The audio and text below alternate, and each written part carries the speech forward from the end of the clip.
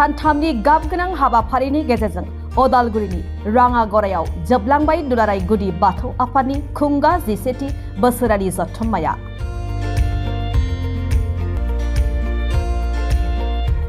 अदालगुरि सहरनिफ्राय खोला फारसे 10 किल'मिटार जानथायाव थानाय मैखोम बाथौ सिबियारि महनपुर ओनसोलनि राङागरा गेवलां गेलेग्रा फोथाराव थांनाय जानुवारि दाननि 31 खालारनिफ्राय जागायनानै सानथामनि आबुं हाबाफारि लानानै खुंफुंजानाय दुलाराय गुदि बाथौ आफादनि खुंगा 11थि बोसोरारि जथुम्मा लोगोसे अदालगुरि जिल्ला दुलाराय गुदि बाथौ आफादनि खुंगा 46थि बोसोरारि जथुम्माया रोजा रोजा गुदि बाथौ सिबियारि रायजो राजाफोरनि बाहागो लानायाव मोनसे गाबगोनां हाबाफारिनि गेजेरजों जोबलांबाय। हाबाफारिनि जोबथा गेवलां मेल हाबाफारियाव आसाम आयेन आफादनि बुंथिगिरि बिश्वजित दैमारी, बिटिआरनि गाहाय मावफुं सोद्रोमा प्रमद बर', समाज सिबियारि मिनन मोसाहारि, बानजाय आफादनि मासिगिरि थामहिनबा मासबाद विधानसभा बियाबनि एमएलए चरण बर' बिथांमोनजों लोगोसे ओनसोलनि बाथौ सिबियारि रायजो राजाफ्राबो बाहागो लायो। मख'नो गोनांदि हाबाफारिनि जोबथा बुब्लियाव बर'नि मुंदांखा मेथाइ रोजाबगिरि सुलेखा बसुमतारियाबो गावनि मिलौदो गारांजों देंखो बोहाबना हाबाफारिखौ साबना हामना खालामो।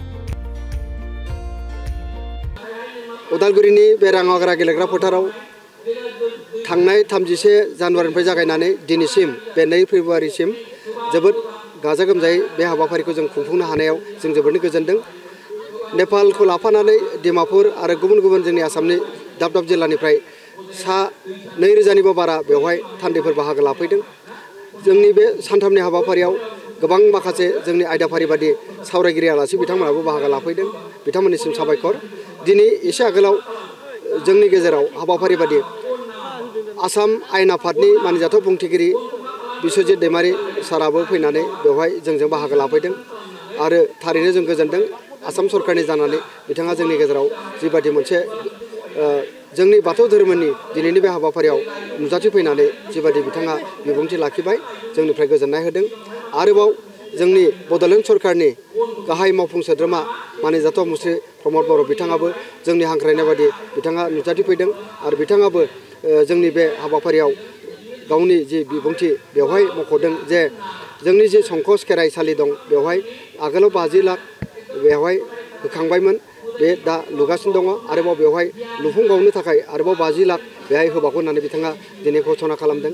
बेजों लोगोसेनो संकस खेराइनि माखासे मावथांखिखौ मोजाङै मावफुंनो थाखाय आरोबाव 1 कौटि रां बेवहाय होनाय जागोन होननानै बिथांनि जि फोसावनाय जों जोबोद गोजोनदों आरो जों बे समाव बिथांखौ बरायदों। बेराफारसेथिं जों दिनैनि बे हाबाफारियाव बर' थुनलाइ आफादनि गाहाय नेहाथारि नीलकान्त गयारी बिथाङाबो दङ। बे हिसाबै जों बिथांनोबो जोङो गोजोननाय होदों। दिनैनि बे गोथार हाबाफारियाव जों नुदों जोंहा गारजा जानानै थांबाय, मोजाङै मोजांनो गारजाया जाफुंदों होननानै जोङो खेराइनि जि दौदिनि दं जों बिनिफ्राय बुंथिनायखौ जोङो मोनबाय। आरो मैया हराव दहाय फुंसिम जोंहा खेराइ जादों। बे खेराइनि गेजेरजोंबो जोङो मुलुगनि बयनिबो गोजोन खौसेथि आरो जाफुंसारनायनि थाखाय लोगोसे जोंनि गेजेराव जि अगाले थासारि बेखौ जों बोरैहाय गैया खालामनो हायो आरो जोंनि जि अलखद खैफोद आफोद बिनि निदान आफोदनिफ्राय जों बोरैहाय बारग'नो हायो बिनि थाखाय जों बे खेराइखौ होदों। जों मिजिंथिदों बे खेराइनि गेजेरजोंनो खालि दुलाराय गुदि बाथौ आफादनि बे बाथौ सिबियारिफोरनि अनगायैबो जोंनि गासै बर' रायजो राजा एबा बुहुमनि गासै मानसिफोरनि गोजोननि थाखाय जों बे खेराइया जादों होननानै जोंहा फोथायनाय दं। जों दिनै आसा खालामदों जोंनि जि बर'नि बयनिख्रुइबो गोजामसिन आरो गुदिसिन बाथौ धोरोम बेखौ जोङो इयुनथिं बिनिख्रुइ साबसिन हामसिन दैदेनलांनो आरो बे धोरोमखौ मुलुगनि बयनिबो गेजेराव गोसारहोनो थाखाय मुलुग दरबाराव लांनो थाखाय जोङो दुलाराय गुदि बाथौ आफादा बेखौ जों नाजादों।